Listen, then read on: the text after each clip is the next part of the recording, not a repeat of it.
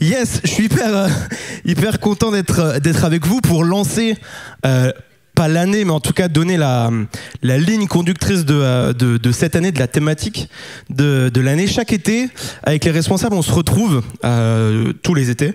On prend du temps ensemble pour louer, pour prier, pour faire un bilan de l'année, pour aussi profiter de la piscine. Je pense que j'ai jamais autant parlé du perchoir que dans une piscine. Cette année, rester 5 heures d'affilée à parler de vous, du perchoir, c'était cool, mais au bout d'un moment, bon, je pense que j'ai plus infusé qu'un sachet de thé. Et c'est des moments où on rigole, c'est des moments où on communie, mais c'est des moments aussi où on cherche Dieu. Et on a passé, chaque été, on le fait, et c'est des temps qui sont particulièrement bénis, et c'est des temps où Dieu nous montre quelle est la direction qu'il veut pour le perchoir, la direction qu'il souhaite qu'on prenne. Et ma prédication ce soir, elle s'inscrit clairement dans cette dynamique. Elle découle de cette retraite-là. Et c'est aussi une continuité de ce qu'on a commencé l'année dernière. Il est toujours bon de répéter plusieurs fois les choses. Et vous le savez, on le dit assez, que le perchoir d'aujourd'hui, ce sont il y en a qui connaissent, les colonnes de l'église de demain. Et ce message, il a pour but d'introduire notre année. Et même si on est déjà fin octobre, je suis d'accord.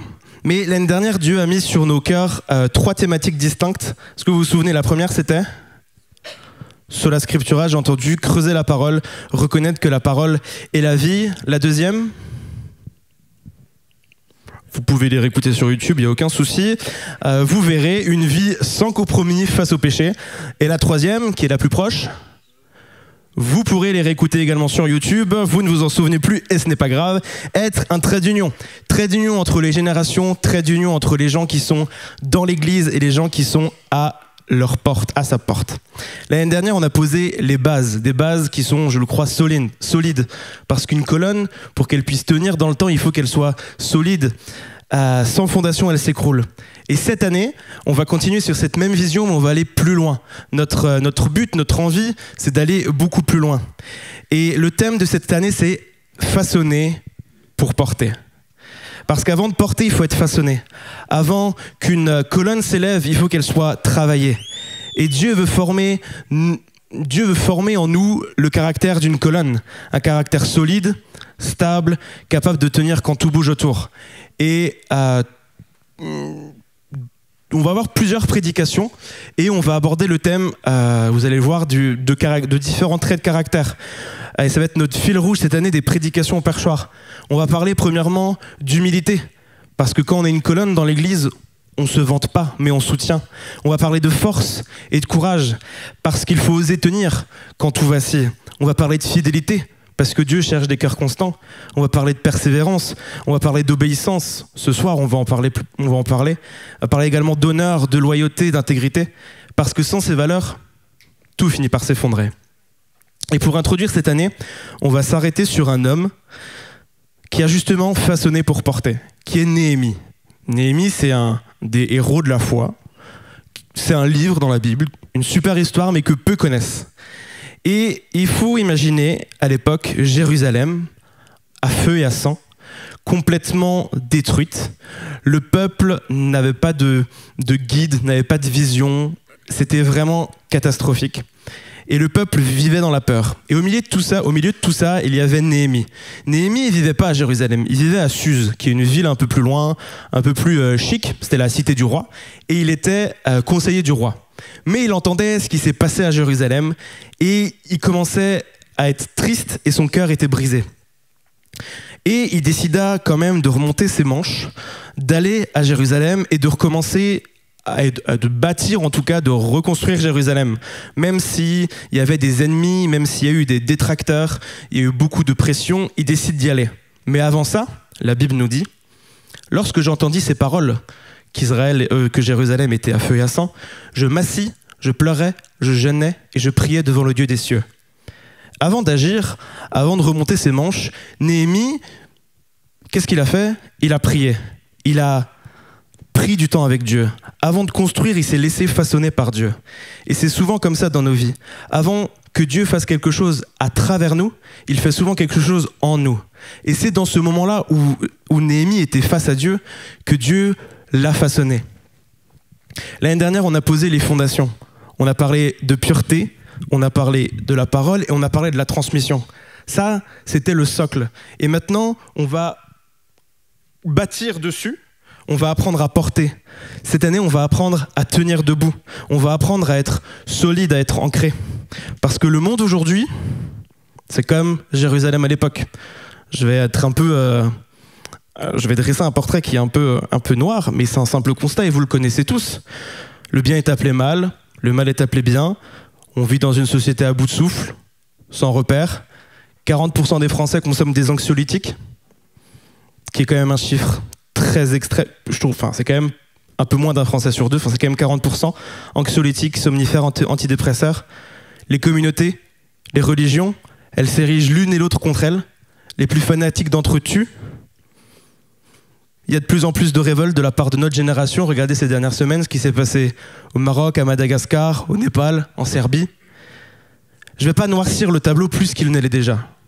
Mais c'est un constat. Et Dieu cherche des Néhémies modernes. Comme à l'époque, Néhémie qui jeûnait, priait et qui ensuite allait reconstruire Jérusalem, cherche des Néhémies modernes qui sont prêts à faire la même chose. On va lire ensemble Néhémie 2 au verset 11 à 20. J'arrivais à Jérusalem et j'y passais 3 jours. Je me levais pendant la nuit avec quelques hommes sans dire à personne que mon Dieu m'avait mis au cœur de faire ce que mon Dieu m'avait mis au cœur de faire pour Jérusalem. Je sortis de nuit par la porte de la vallée. J'examinais les murailles de Jérusalem qui étaient en ruine et les portes consumées par le feu. Puis je leur dis, « Vous voyez le malheur où nous sommes. Jérusalem est en ruine. Ses portes sont brûlées. Relevez-vous, rebâtissons la muraille de Jérusalem et nous ne serons plus dans l'opprobre. » Et je leur racontais comment la bonne main de mon Dieu avait été sur moi et aussi les paroles que le roi m'avait dites. Ils dirent, « Levons-nous et bâtissons. » Et ils se fortifièrent dans cette bonne résolution. C'est important de boire. L'obéissance attire la bénédiction et c'est mon premier point. Avant de poser la première pierre, Néhémie, il a commencé par obéir. Il a commencé par écouter ce que Dieu lui avait dit. Il ne s'est pas lancé dans le projet tête baissée, avancer et en se disant « Ok, je fais ce que je veux ». Non, qu'est-ce qu'il a fait? Il a attendu la direction de Dieu. Et quand Dieu parle, il agit. Même si ça paraît fou, même si les risques sont grands. Parce que pour Néhémie, il y avait énormément de risques. Il était seul, il y avait plein d'ennemis qui étaient derrière lui, prêts à mettre davantage la ville, Jérusalem, à feu et à sang qu'elle ne l'était déjà. Et c'est là qu'entre en jeu un principe spirituel puissant. Deutéronome 11, 14. « Je donnerai la pluie de la terre en son temps, la pluie de la première et de l'arrière-saison, afin que tu recueilles ton blé, ton vin et ton huile. » Autrement dit, Dieu promet sa bénédiction, mais en son temps, à ceux qui obéissent. La pluie, c'est la provision, c'est la vie, c'est la fécondité. Mais elle tombe sur la terre qui se soumet à Dieu. Et Néhémie, ça, il l'a très bien compris. Avant de courir à droite, à gauche, de chercher des grosses caillasses, des gros rochers pour faire des colonnes, de chercher des gros bouts de bois pour faire des portes dans la ville, il s'est agenouillé, il a prié Dieu. Avant d'aller voir le roi de l'époque, il allait voir le roi des rois. Et cette obéissance, elle lui a ouvert une faveur divine. Il a obéi à Dieu, et qu'est-ce qui s'est passé? Eh ben, le roi lui a accordé des autorisations, il lui a donné toutes les ressources matérielles possibles, et lui a même donné une escorte militaire pour être protégé. Il lui a donné tout ce qu'il pouvait avoir pour reconstruire Jérusalem. Quand Dieu approuve, il pourvoit. Quand on obéit, même sans comprendre tout de suite, il fait pleuvoir la bénédiction en son temps. On obéit, on peut obéir, et même si on ne comprend pas ce qui se passe, on ne comprend pas, eh bien Dieu, en son temps, va faire couler sa bénédiction. Un exemple, Papa Jean, le fondateur de l'Église, il a tout lâché, et pourtant, il gagnait plutôt bien sa vie, il était entrepreneur, il avait une entreprise de bonbons, je crois, et du jour au lendemain, il a tout abandonné. Ils étaient 4 dans un salon. Est-ce qu'il savait que 60 ans plus tard, ça allait être cette église? Je pense pas. Mais il savait une chose, c'était que la bénédiction coule en son temps. Il savait pas ce qui allait se passer, mais il savait une chose, qu'il allait avoir des bénédictions par son obéissance. Et pour nous, cette année, c'est la même chose. Dieu cherche pas des gens parfaits, mais des cœurs obéissants. Et c'est notre désir. Des jeunes adultes qui disent, Seigneur, avant de bâtir mes projets, je veux que tu bâtisses mon cœur. Et honnêtement, je vois peu et j'entends peu, malheureusement, et moi y compris. On dit plus, Seigneur, je veux que tu bâtisses mes projets, plus que je veux que tu bâtisses mon cœur. Parce que c'est dans l'obéissance que Dieu libère la bénédiction, et je le crois. Et cette bénédiction, c'est pas juste pour nous, c'est pour toutes les personnes qui nous entourent. Et cette année, Dieu veut nous apprendre à vivre ça ensemble. Et peut-être pour être un peu plus transparent avec vous et vous dire comment on va procéder cette année, on va essayer de travailler sur 3 axes spécifiques et 3 axes qui sont liés pour faire en sorte qu'on puisse être des colonnes plus robustes. La première, c'est on va se former. On va se former ensemble au travers des soirées Pécaré. Honnêtement, avec Pierre, c'est ce qu'on disait, on était trop contents de voir 25 personnes qui me prennent de leur temps pour venir et apprendre à prier.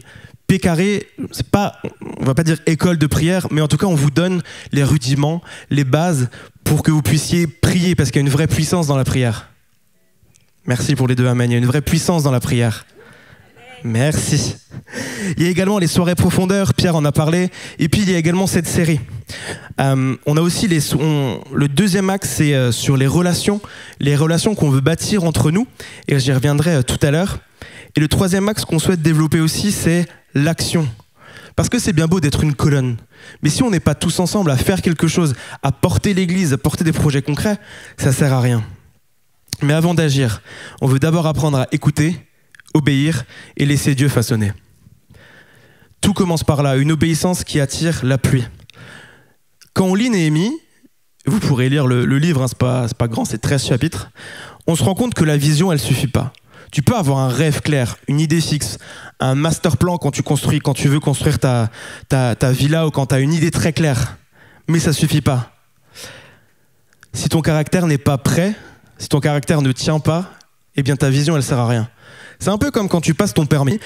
Certaines personnes peut-être devraient penser à repasser le permis parce qu'elles ont failli m'écraser et j'ai failli mourir. Mais je ne citerai pas cette personne, Anastasia. Mais par exemple, non, désolé Anastasia, c'était la nuit. Mais j'étais sur le passage piéton et elle a freiné à la fin. C'est top. Non, revenons nous moutons. Je vais prendre l'exemple du permis. Au début, quand tu as 17 ans, 18 ans, tu passes le permis et tu es trop content, tu te dis non mais trop bien, une fois que j'aurai le permis, je vais plus être dépendant de mes parents, je vais plus être dépendant des transports, je vais plus être dépendant de mes pieds, j'aurai une voiture, je pourrai faire ce que je veux, j'aurai la liberté. Ok, ça c'est la vision. Mais tu fais des heures de conduite et tu réalises que en fait, il faut de la persévérance. Pour tes 20 heures de conduite, parce que tu dois apprendre. Donc c'est un processus. Il faut de la patience, de la maîtrise de soi et beaucoup de persévérance pour les 20 heures de conduite. Et c'est pareil avec Dieu. La vision qu'il te montre, la vision c'est ce qu'il te montre, mais le caractère c'est ce qu'il forme en toi, justement pour que tu puisses porter cette vision jusqu'au bout. Néhémie ne s'est pas contenté d'avoir un rêve pour Jérusalem. Il a prié, il a jeûné, il a attendu la direction, et il a dépendu entièrement de Dieu. Avant de rebâtir les murs de Jérusalem, il a d'abord bâti un homme. Dieu a d'abord rebâti et bâti Néhémie. Et ensuite, Néhémie est allé rebâtir Jérusalem. Et c'est là que commence la vraie bénédiction. Il y a un autre passage qui nous a porté cet été et qui nous porte encore et que Dieu a mis sur notre cœur. C'est le psaume 23.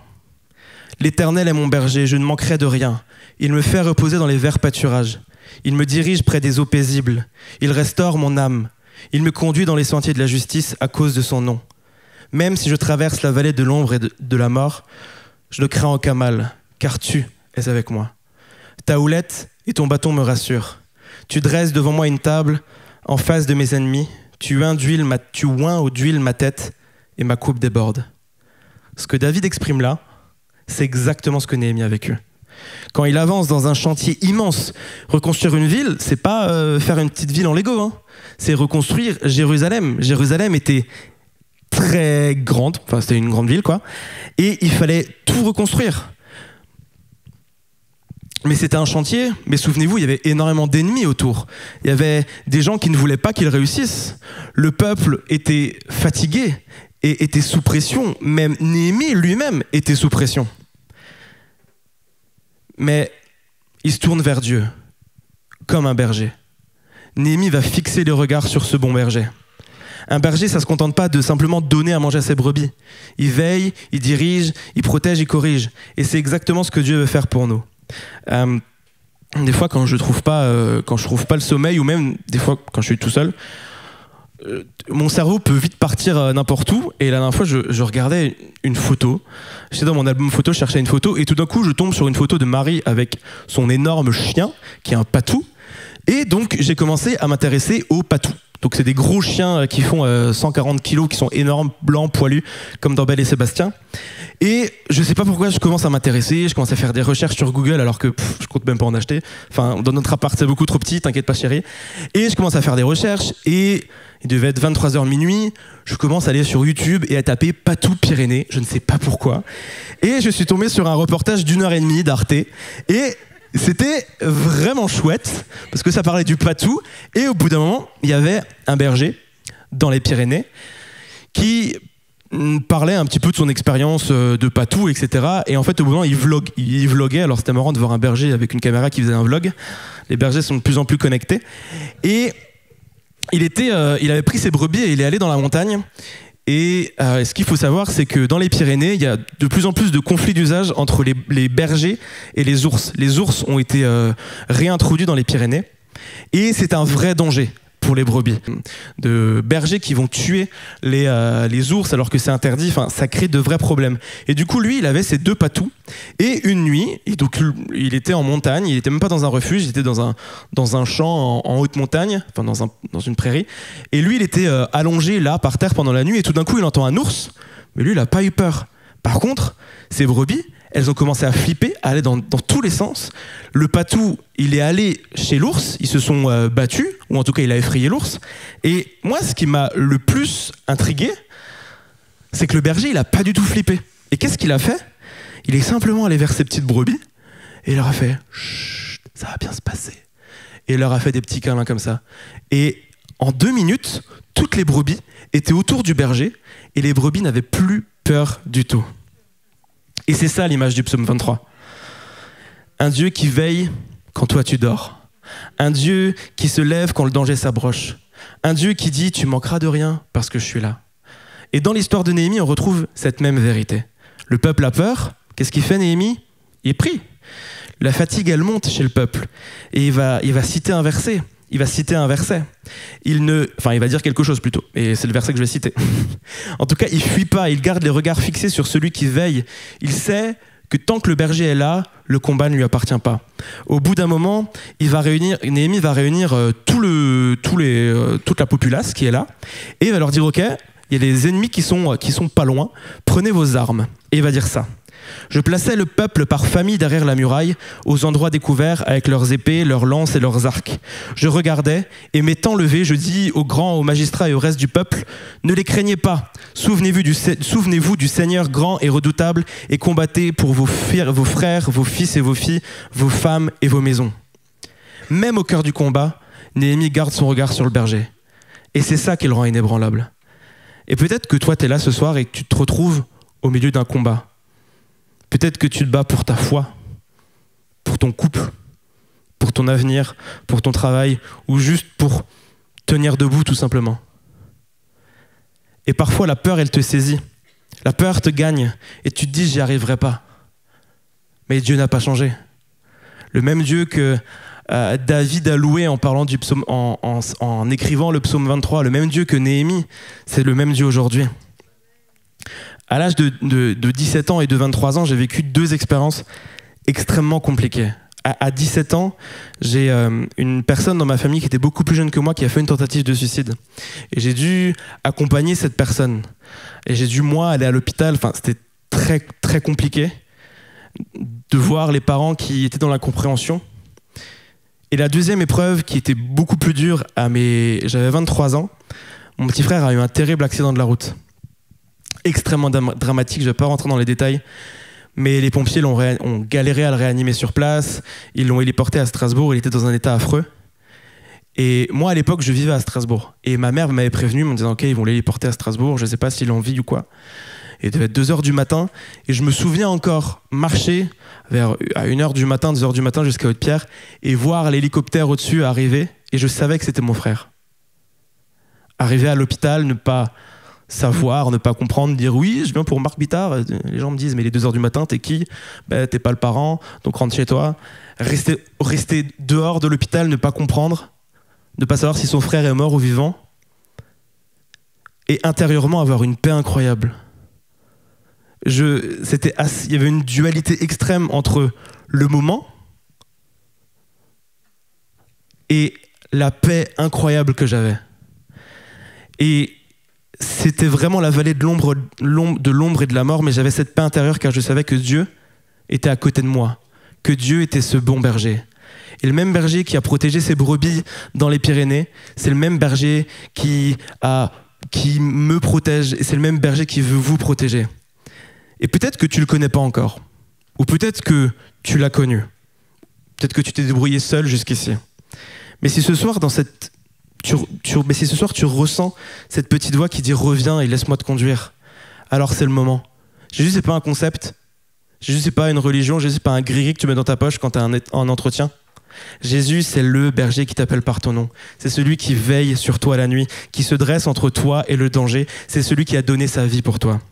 Et comme Néhémie, tu peux te relever. Comme Néhémie, tu peux dire « Seigneur, rebâtis ma vie, je veux marcher avec toi, je veux te faire confiance, je veux te suivre. » Il n'est pas trop tard. Parce qu'au fond, c'est ça être une colonne. C'est pas être parfait, c'est tenir debout. Et si Jérusalem était en ruine à l'époque, eh bien, aujourd'hui, le monde brûle, je l'ai déjà dit, et Dieu cherche des Néhémies modernes. Et ce qui est incroyable dans cette histoire-là, c'est que Néhémie ne fait rien seul. Il est tout le temps entouré. Il a compris que c'est une aventure collective. Il s'est pas dit « c'est mon projet ». Il n'a pas dit « ce que je veux, c'est mon projet » et que vous alliez partout. Il a dit « je veux qu'on le fasse ensemble ». Il va partager son cœur. Il va dire « ok les gars, on va se rassembler, on va faire ça tous ensemble ». Et c'est le deuxième point. Porter, c'est faire corps. Après tout ce que Néhémie et le peuple ont traversé, la peur, la fatigue, les menaces, le peuple va se mettre ensemble à l'œuvre. Et c'est là qu'on voit une autre dimension du plan de Dieu. Dans Néhémie 3, au verset 1 et 3. Eliashib, le grand prêtre, se leva avec ses frères, les prêtres, et ils bâtirent la porte des brebis. En fait, toutes les portes de la ville, elles avaient un nom, la porte des brebis, la porte des poissons, la porte des vallées. Et donc ça, c'est la porte des brebis. Les fils de Hasséna bâtirent la porte des poissons. Ils la couvrirent de poutres et ils en fixèrent les battants, les verrous et les barres. Le chapitre 3, c'est que ça. C'est un chapitre rempli de noms, rempli de métiers, rempli de familles. C'est une litanie de noms et de prénoms et des gens qui ont reconstruit la ville. Chacun a rebâti la ville, chacun avait une portion du mur. Et c'est ce qui est beau, c'est que chacun fait sa part. Personne n'a tout fait, mais ensemble, ils ont tout fait. Néhémie ne travaillait pas seul. Il comprend que la vision donnée par Dieu, elle n'est pas là pour être portée par une seule personne, mais par un peuple uni. Et c'est une œuvre collective. Et c'est pareil pour nous. Une colonne isolée, ça ne sert à rien. Mais quand tu places plusieurs colonnes côte à côte, elles deviennent capables de porter un toit, de porter un temple, de porter une maison. Une colonne, elle a de sens que si elle est dans un édifice. Vous me comprenez ? Alors je vais illustrer mon propos. Et comme tout bon prestidigitateur, on a besoin d'une assistante. La plus belle, ma femme. Ouais. Tu peux porter ce plateau.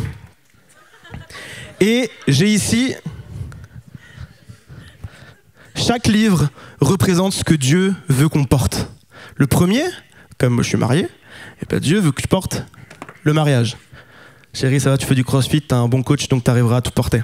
Le deuxième, passer du temps avec sa famille, avec ses amis. Je dois être une lumière avec ma famille, avec mes amis. J'ai aussi mon emploi à gérer, j'ai mes études.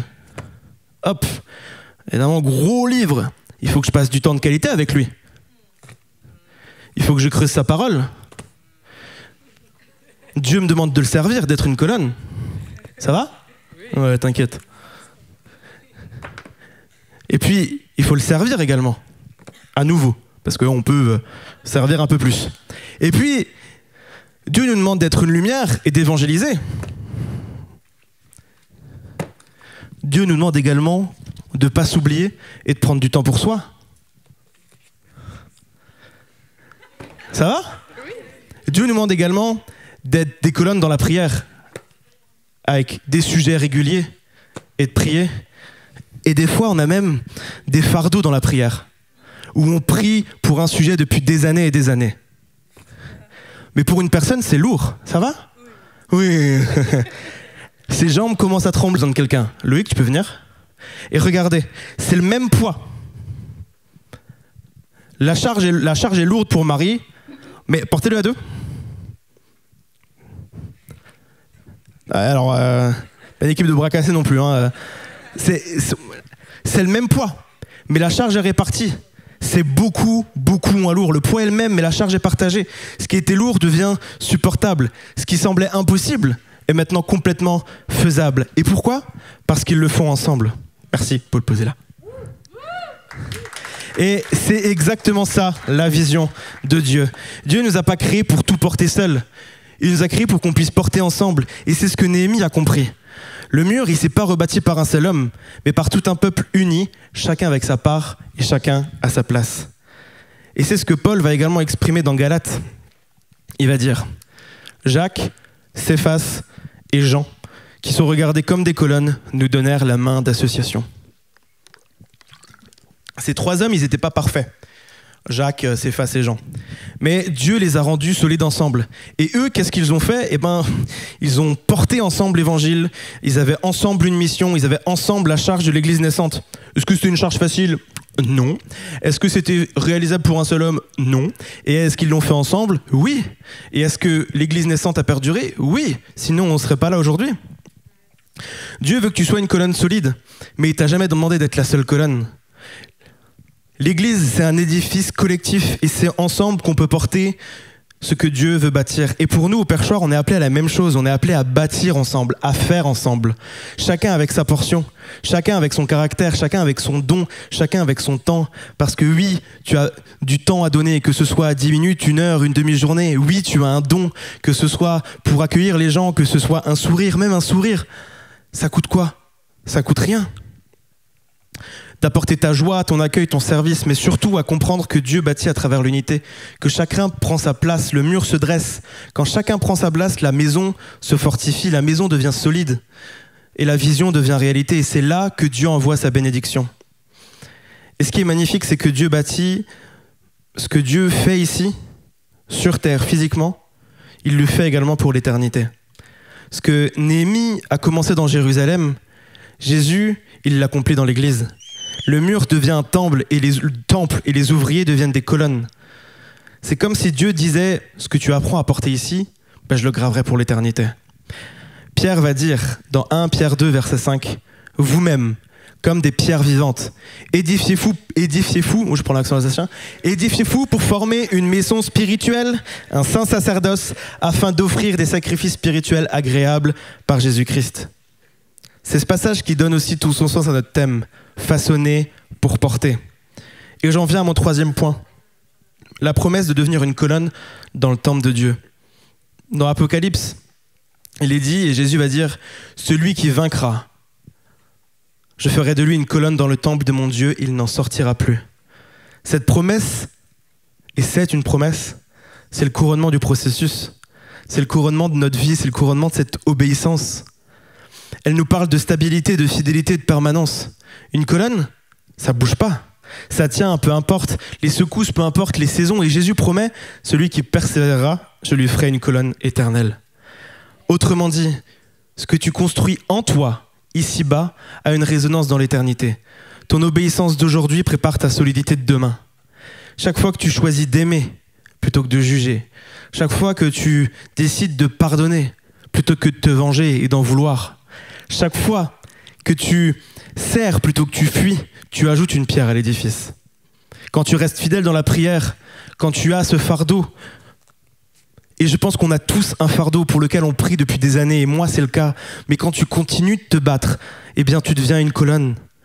Quand tu gardes ton intégrité dans ton travail alors que tout le monde triche, sur les horaires, sur ceci, sur cela, tu deviens une colonne. Quand tu choisis de rester pur pour dire non à la pression, tu deviens une colonne. Quand tu choisis et quand tu continues de servir malgré la fatigue ou malgré l'abandon de certains équipiers et que du coup tu te retrouves dans une équipe où tu es tout seul, tu deviens une colonne. C'est pas spectaculaire, mais c'est solide. Et Dieu bâtit avec ce qui est solide, pas avec ce qui est spectaculaire. Il s'en fiche de ce qui est spectaculaire. Ainsi, mes frères bien-aimés, soyez fermes, inébranlables, travaillant de mieux en mieux à l'œuvre du Seigneur, sachant que votre travail ne sera pas vain dans le Seigneur. Autrement dit, tout ce que tu construis dans l'obéissance, dans la fidélité, dans la persévérance, ça a une valeur éternelle. Rien n'est perdu. Aucune prière, aucune larme, aucun service, aucune fidélité cachée. Tout est utilisé pour te façonner.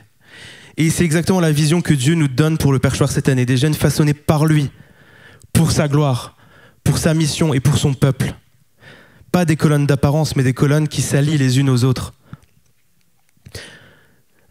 Des vies qui sont solides, qui sont enracinées dans la parole, qui est là quelque part. On n'est pas appelé à être parfait. Et arrêtons de chercher à toujours vouloir faire bien les choses. Commençons simplement par les faire, premièrement. Et c'est en les faisant et en mettant le cœur à l'ouvrage, décidément, à l'ouvrage qu'on les fera bien. Mais cherchons pas à être parfait, ça sert à rien. Laissons Dieu tailler ce qui doit être. Parce qu'avant d'être d'une colonne, une pierre, elle passe entre les mains d'un tailleur. Quand vous regardez la cathédrale de Strasbourg ou n'importe quel bel édifice, on voit ces belles colonnes hyper bien sculptées. Mais au début, c'était juste des gros cailloux, des gros rochers, qui étaient pas moches. Enfin, si, c'était un caillou, quoi. Ça servait à rien. Et un homme a décidé de venir, a vu cette pierre, il a dit « Ok, je vais la façonner, je vais prendre mon ciseau, je vais prendre mon burin et je vais commencer à faire de ce caillou une pierre qui ira dans une colonne. » Le tailleur, c'est Dieu lui-même. Et il nous taille, il nous travaille, il nous polit. Pas pour nous briser, mais pour nous préparer. Parce qu'un jour, tu comprendras pourquoi il a permis certaines choses. Un jour, tu verras que cette épreuve qui t'a tant coûté, elle t'a rendu plus solide. Un jour, tu comprendras et tu verras que ce que tu as porté a permis à d'autres de tenir. Et c'est là que tu pourras dire « Dieu m'a façonné pour porter ». Amen. C'est vraiment si l'équipe de louange veut bien venir et jouer tout doucement. Mais tu peux regarder ta vie et te poser cette question, et on peut tous se poser cette question. Est-ce que je me laisse encore façonner par Dieu ? Est-ce que je suis malléable ? Est-ce que Dieu peut encore m'utiliser ? Est-ce que Dieu a le droit même ? Est-ce que Dieu a encore le droit de rectifier mon caractère ? Ou est-ce que, non, je me suis figé dans la forme que j'avais ? Est-ce que Dieu a le droit encore de me tailler, de me polir ? Ou est-ce que je reste encore comme un vulgaire rocher avec mes imperfections ? Parce que Dieu ne cherche pas des monuments figés, mais des colonnes vivantes, prêtes à porter, prêtes à aimer, prêtes à servir. Et rappelle-toi, tu portes jamais seul, comme Néhémie, comme Pierre, comme Jacques, Jean, on porte ensemble, chacun sa pierre, chacun sa place, chacun sa part. Et ensemble, on élève le temple de Dieu ici-bas, dans nos vies, mais on l'élève aussi dans notre église, dans notre génération, et dans l'église avec un grand E. Simplement, si on peut courber nos têtes, pas durer pour faire durer, mais avant d'être des colonnes, la pierre passe par le feu, le marteau, le ciseau. Et ça peut faire mal. Ça peut piquer un peu. Mais un jour, elle prend sa place dans le temple. Et tout ce qu'elle a enduré, cette pierre, elle a un sens. Et toi, tout ce que peut-être tu as enduré dans ta vie, chaque épreuve, chaque pas d'obéissance, chaque renoncement, Dieu s'en sert pour façonner. Parce qu'au final, Dieu ne cherche pas des monuments, mais des colonnes vivantes, des jeunes solides. Et ma prière, c'est ça, et notre prière, notre désir, c'est qu'on puisse être des jeunes solides, des jeunes fidèles, des jeunes unis, que le perchoir puisse être façonné pour porter sa présence, pour porter son amour, pour porter sa gloire ici et pour l'éternité. Père éternel, merci. Merci parce que tu nous as donné la grâce de pouvoir te connaître. Merci parce que nous avons le privilège et nous savons que tu es notre berger. Tu prends soin de nous à chaque jour. Que nous soyons dans les beaux moments comme dans les mauvais, tu es notre berger. Tu es celui qui nous guide. Seigneur Jésus, tu es notre fondation. Seigneur, oui, nous voulons être des colonnes pour l'église de demain, mais nous voulons avant tout être fondés sur toi. Nous voulons avant tout tourner nos regards vers toi, nous laisser tailler par toi, nous laisser transformer par toi, Père éternel. Et par-dessus tout, nous voulons que nos vies puissent être une vie d'obéissance à ton égard, Père. Seigneur, que cette année, chacun, nous tous, Perchoir, nous puissions grandir en toi et nous puissions réellement devenir ces colonnes solides. Amen.